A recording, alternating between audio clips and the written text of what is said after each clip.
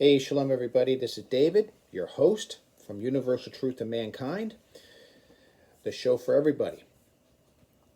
And please visit us at our website, utom.org.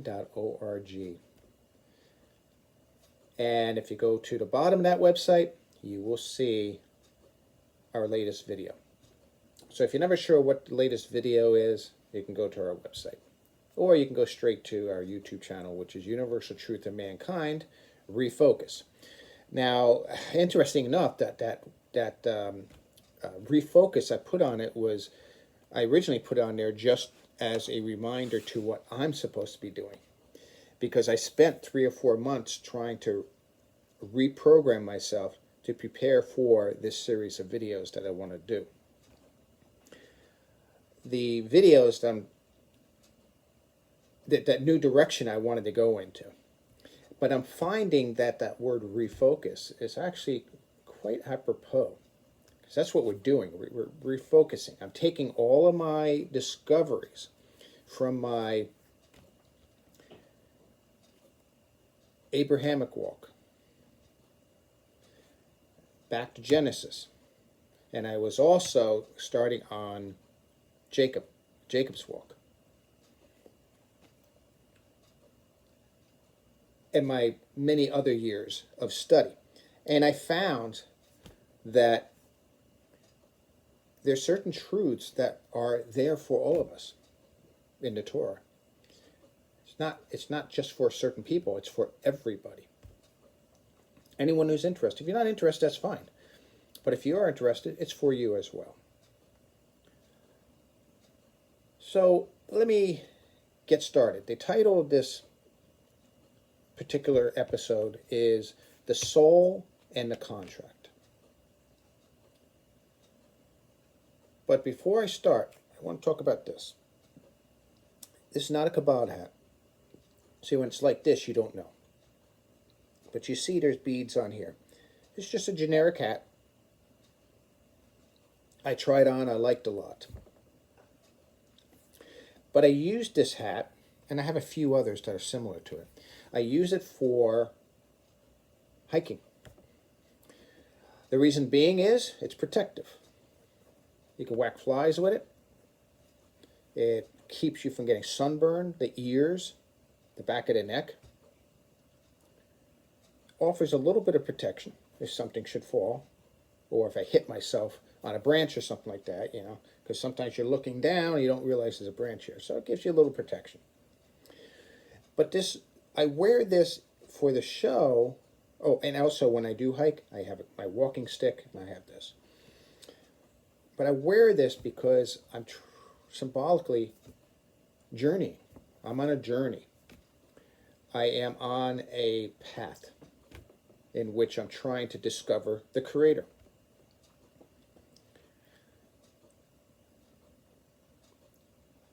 And this hat, my walking stick, are always with me on my journeys. That's what this is about. So this has nothing to do with any particular sect of Judaism or any other religion. I wear it, like I said, as symbolically trying to say, I'm on a journey too. Okay, so the soul and the contract are very important things to keep in mind. And this actually comes out of my study of chapters 1, 2, and 3 of Genesis.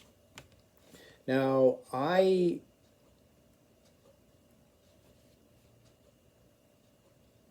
read these 3 chapters and studied them, no joke, commentaries, so on and so forth, for the past about 6 years. And the more I read, the more I understood, the more I did not agree with the official narrative.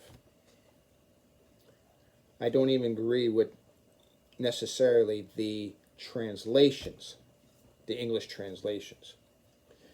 It's hard to understand, but we in general interpret the Bible through the eyes of the interpretation or the interpreter. Some interpreters like literal, word for word. that don't necessarily convey what it's saying. And there are translations that are thought for thought, which really is more of a indoctrination process. So the key to understanding the first 3 chapters is thinking in terms of the soul. Chapter 1 deals with creation, the physical creation. Chapter 1 deals with taking nothing and creating something. And in chapter 1, we see it discussed of the creation of various stratas of the spiritual realms, or spiritual realm, and also the physical realm. When we get in chapter 2, it starts talking about the soul. And this is very evident by 2:16, where it says that man breathed the breath of life into mankind. It's sort of right, but the translation loses what's going on, because there really is the establishment of the soul and descent of the soul to our physical level. What does the soul do? Well, the soul gives us awareness. The soul gives us a value. Physically speaking, I'm no different than the next person.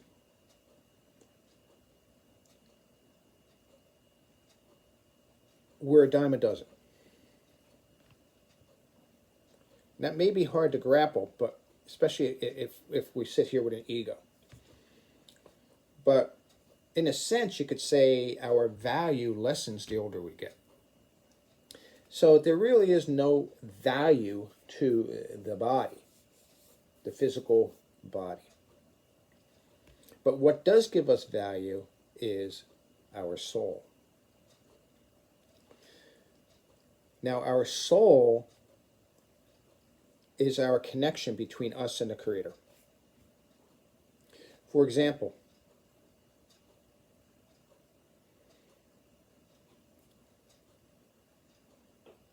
we're created in the image of the Creator. Well, how are we created in an image? Because our Creator is not physical. We're the image of the Creator because we're similar in spiritual form to the Creator. And what completes that? It's the soul.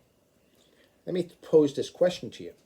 Why was the serpent so eager to get Eve, well, it was female at that point, to eat of the fruit?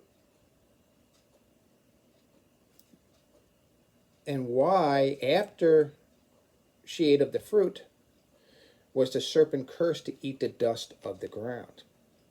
Now, that's actually saying that the serpent was not going to benefit from man's soul.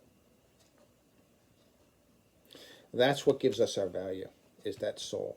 It's our conduit, our communication channels between us and the Creator. If we want to know what the Creator wants of us, our unique role and purpose in creation, we speak to the soul. The soul is what dictates our purpose. So the soul is essential to our existence. The problem is, or a problem, is that we often think and say, hey, I'm a body with a soul. We think body, mind, and soul.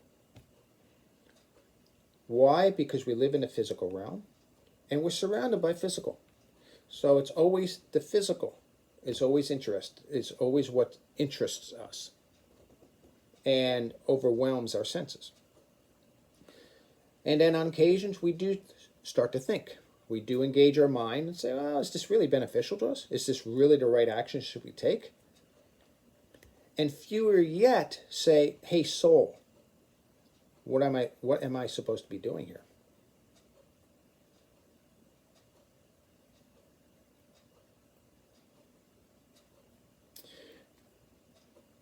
What we really should be thinking of is, I'm a soul with a mind and a body.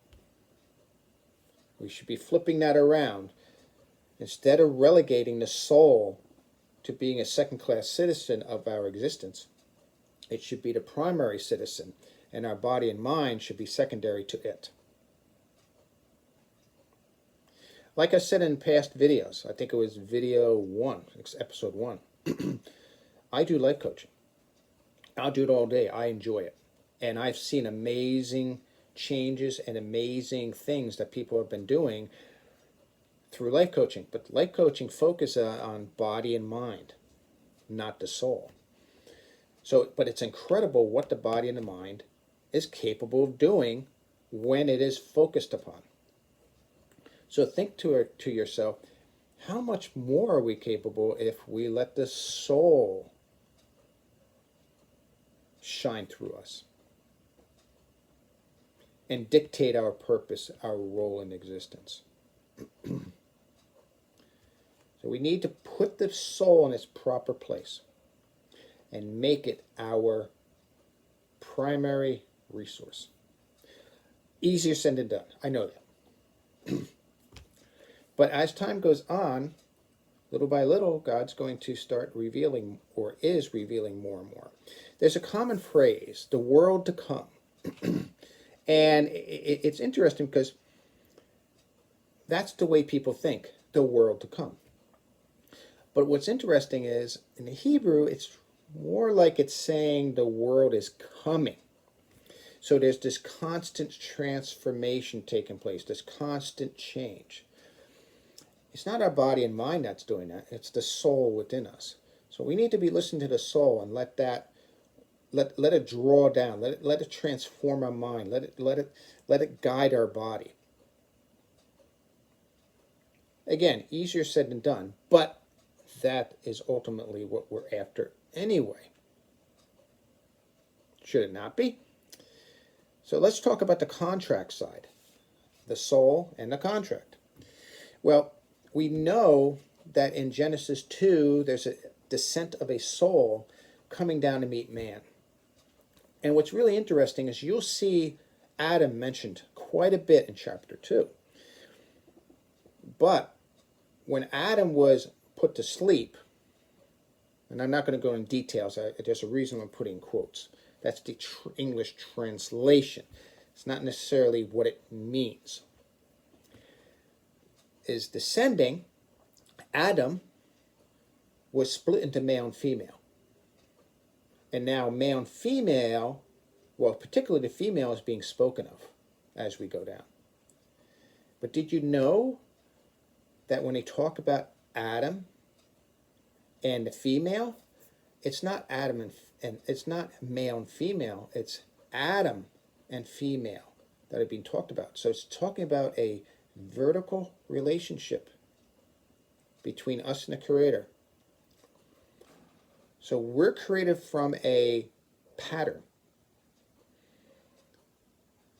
a spiritual pattern that's coming down to meet us in the physical realm. And in the physical realm, chapter 3, we finally get the flesh. I know some say, well, eating of the fruit may refer to sex. Well, it's kind of hard to have sex if you don't have flesh. Something to think about. But it's not until further on in chapter 3 is flesh put on our bodies. Now remember what, and I'm going to key in on this, you remember what the woman, the female, said to God? She said, why did you eat of this?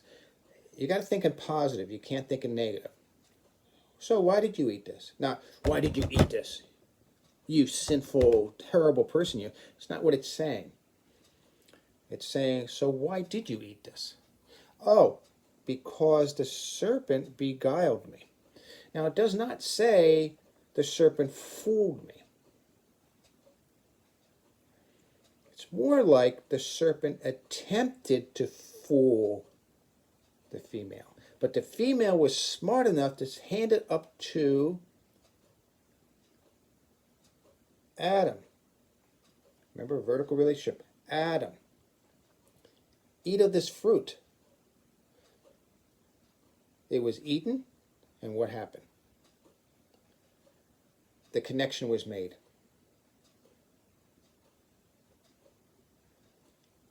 The serpent wanted that soul, wanted to have that contract. That soul is a contract. It's a brit, a covenant. That soul is our covenant. It's our guarantee of redemption. It's our guarantee of positive improvements in the salvation of mankind. This is what's wrong with religions. They're always talking about redemption. They're always talking about religion, but they never do it. Religions just don't do it. It's always in the future. It's always in the future. It's always in the future. No matter who you talk to, it's in the future. What kind of nonsense is that? Like I said before, the world to come means the world that is coming. How is that affected? Through the soul. That soul comes to us. Now, we can turn it off. We can ignore it. We can hide from it for the moment. But at some point, the more the world to come is here, the less we're going to be able to ignore it. It becomes an inevitable subject. We can't help it. I want to say, share this video, like it, comment, turn on your notifications, subscribe to the channel so you get these videos. I've had some very positive, I haven't had a lot of views, but I have some very positive feedback. And I'm quite tickled about some of the feedback that I have had. People don't get hold of me through the YouTube. They'll email me or whatever. We'll discuss things through other venues. So anyway, I wish you peace. Think about all these things I just said. May you have peaceful, well, at this point, wonderful weekend until we meet again. Take care, everybody. God bless.